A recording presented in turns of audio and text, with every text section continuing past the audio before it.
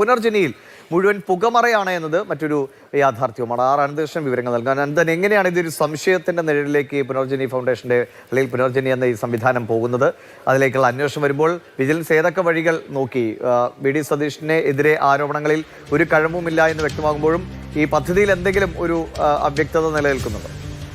ദിവിഷ്, നിറച്ച ആശയക്കുഴപ്പമാണ് ഈ പുനർജനി കേസിന്റെ വിജിലൻസ് അന്വേഷണവുമായി ബന്ധപ്പെട്ട് ഇതുവരെ പുറത്തു വന്നിരുന്നത്. ഇതിൽ കുറച്ചുകൂടി വ്യക്തത വരികയാണ്. നമ്മൾ വിജിലൻസ് കേന്ദ്രങ്ങളുമായി ബന്ധപ്പെടുമ്പോൾ വിജിലൻസ് കേന്ദ്രങ്ങളിൽ നിന്ന് വ്യക്തമാകുന്നത് വി.ഡി. സതീഷിന് ക്ലീൻ ചിറ്റ് നൽകിയിട്ടില്ല എന്നുള്ളതാണ്. അതിന് കാരണം ആദ്യം വന്ന CBI ശുപാർശ, ആ CBI ശുപാർശയുമായി ബന്ധപ്പെട്ട ഒരു രേഖയും അതുമായി ബന്ധപ്പെട്ട വിശദാംശങ്ങളുമാണ് ആദ്യം പുറത്തു വന്നത്. അപ്പോൾ അതുമായി ബന്ധപ്പെട്ട് നമ്മൾക്ക് വിജിലൻസിൽ നിന്ന് ലഭിക്കുന്ന മറുപടി എന്ന് പറയുന്നത് 11 മാസങ്ങൾക്ക് മുമ്പ് പുനർജനി ആരോപണവുമായി ബന്ധപ്പെട്ട് വിജിലൻസ് ആ അന്വേഷണം പൂർത്തിയാക്കി അതിൻ്റെ ഫൈനൽ റിപ്പോർട്ടാണ് സർക്കാരിലേക്ക് സമർപ്പിച്ചത്. അപ്പോൾ ആ വിജിലൻസ് അന്വേഷണത്തിൽ കണ്ടെത്തിയത് വി.ഡി. സതീശൻ്റെ വിദേശ യാത്രയിൽ ചില പ്രശ്നങ്ങളുണ്ട്. വി.ഡി. സതീശൻ വിദേശത്തേക്ക്, അതായത് UK യിലേക്ക് പോയതിൽ ചട്ടലംഘനം നടന്നിട്ടുണ്ട് എന്നാണ് വിജിലൻസ് കണ്ടെത്തിയത്. മാത്രമല്ല അതിൽ കൃത്യമായി അതുപോലെ തന്നെ അവിടെ നിന്ന് ഫണ്ട് പിരിവ് നടത്തി എന്നുള്ളതിനും തെളിവ് വിജിലൻസിന് ലഭിച്ചു.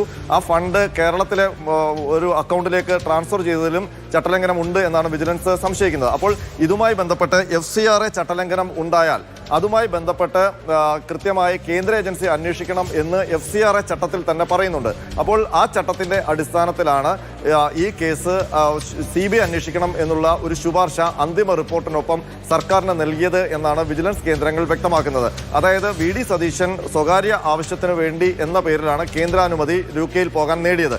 അവിടെ പോകുന്നത് മണപ്പാട്ട് ഫൗണ്ടേഷന്റെ എയർ ടിക്കറ്റിൽ ആണ്. അവർ എടുത്തുകൊടുത്ത എയർ ടിക്കറ്റിലാണ് അവിടേക്ക് പോകുന്നത്. അവിടെ ചെന്ന് മണപ്പാട്ട് ഫൗണ്ടേഷൻ ഹോസ്റ്റ് ചെയ്ത പരിപാടിയിലാണ് വി.ഡി. സതീശൻ പങ്കെടുക്കുന്നത്. അവിടെ നിന്ന് മണപ്പാട്ട് ഫൗണ്ടേഷന്റെ കേരളത്തിലെ അക്കൗണ്ടിലേക്ക് മറ്റൊരു NGOയുടെ അക്കൗണ്ടിലൂടെയാണ് 22,500 പൗണ്ട് അയക്കുന്നത്. അപ്പോൾ ഇതിലൊക്കെ കൃത്യമായ ചട്ടലംഘനം, കേന്ദ്ര നിയമങ്ങളുടെ ലംഘനമുണ്ട് എന്നാണ് വിജിലൻസിന്റെ വിലയിരുത്തൽ. അതിന്റെ അടിസ്ഥാനത്തിൽ FCRA ചട്ടത്തിന്റെ 2010 സെക്ഷൻ 3(2)A പ്രകാരം CBI അന്വേഷണം നടത്തണമെന്നാണ് വിജിലൻസ് ശുപാർശ ചെയ്തിരിക്കുന്നത്. അപ്പോൾ ഈ ചട്ടപ്രകാരം ലംഘനം ഉണ്ടായാൽ അത് കേന്ദ്ര ഏജൻസി തന്നെ അന്വേഷിക്കണമെന്ന് FCRA ചട്ടത്തിലുണ്ട്.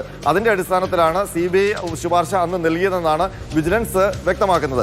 ഇനിയിപ്പോൾ ഏറ്റവും ഒടുവിൽ പുറത്തു വന്ന ആ രേഖ, അത് DIG കാർത്തിക് 2025 സെപ്റ്റംബർ മാസത്തിൽ ഹോം സെക്രട്ടറിക്ക് അയച്ച കത്താണ്. ആ കത്തിൽ പറയുന്നത് വി.ഡി. സതീശന്റെ അക്കൗണ്ടിലേക്ക് വിദേശ പണം വന്നിട്ടില്ല. വി.ഡി. സതീശൻ വിദേശത്ത് പോയി വന്നതിന് ശേഷം ഭൂമി വാങ്ങിയതായി പരാതിയിൽ ആരോപണമില്ല, അതുകൊണ്ട് അത് അന്വേഷിച്ചില്ല.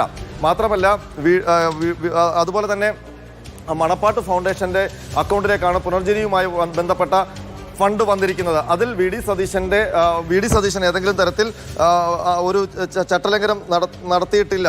അതുകൊണ്ട് അഴിമതി നിരോധന നിയമപ്രകാരം വി.ഡി. സതീശനെതിരെ കുറ്റം ചാർത്താൻ കഴിയില്ല എന്നുള്ളതാണ്. ആ കാര്യം എന്ന് പറയുന്നത് വി.ഡി. സതീശൻ MLA എന്ന് പറയുന്ന ആൾക്കെതിരെ മാത്രമുള്ള കാര്യമാണ്. അത് സംബന്ധിച്ച് കൂടുതൽ വിശദീകരണം വരുന്നത് ഈ CBI അന്വേഷണ ശുപാർശ നൽകുന്ന സമയത്ത് തന്നെ അതേ റിപ്പോർട്ടിൽ തന്നെ ഈ വി.ഡി. സതീശനെതിരെ ജനപ്രാതിനിധ്യ നിയമപ്രകാരമുള്ള നടപടിക്ക് സ്പീക്കർക്ക് ശുപാർശ ചെയ്യണമെന്നൊരു ആവശ്യം കൂടി ഉണ്ടായിരുന്നു. അപ്പോൾ നമുക്ക് മനസ്സിലാക്കാൻ കഴിയുന്നത് സർക്കാർ ആ തരത്തിലൊരു നീക്കം നടത്തിയിട്ടുണ്ടാകാം. അതിൻ്റെ ഭാഗമായ ഒരു എൻക്വയറി സ്പീക്കറുടെ ഭാഗത്ത് നിന്ന് വി.ഡി. സതീശൻ MLA ഏതെങ്കിലും തരത്തിൽ അഴിമതി നടത്തിയെ കണ്ടെത്തിയിട്ടുണ്ടോ എന്നുള്ള എൻക്വയറി ഹോം സെക്രട്ടറിക്ക് വന്നിട്ടുണ്ടാകാം. അപ്പോൾ ആ ഹോം സെക്രട്ടറിക്ക് സ്പീക്കർക്ക് നൽകേണ്ട റിപ്പോർട്ടിന്റെ ഭാഗമായി വിജിലൻസ് നൽകിയ മറുപടിയാണ് ഈ കാണുന്നത്. അതിൽ കൃത്യമായി പറയുന്നുണ്ട് മണപ്പാട്ട് ഫൗണ്ടേഷനിലേക്കാണ് വിദേശത്ത് നിന്ന് ഫണ്ട് വന്നിരിക്കുന്നത് പുനർജനിക്ക് വേണ്ടി എന്നുള്ളതാണ്. അപ്പോൾ CBI അന്വേഷണത്തിലേക്ക് വിജിലൻസ് ശുപാർശ ചെയ്തിരിക്കുന്നതും ആ പ്രശ്നത്തിലാണ്. അതുകൊണ്ട് തന്നെ DIG കാർത്തിക്കിന്റെ ഈ കത്ത്, ഈ റിപ്പോർട്ട് അല്ലെങ്കിൽ ഈ രേഖ അത് വി.ഡി. സതീശനുള്ള ക്ലീൻ ചിറ്റായി കരുതാനാകില്ല എന്നാണ് വിജിലൻസ് കേന്ദ്രങ്ങൾ പറയുന്നത്.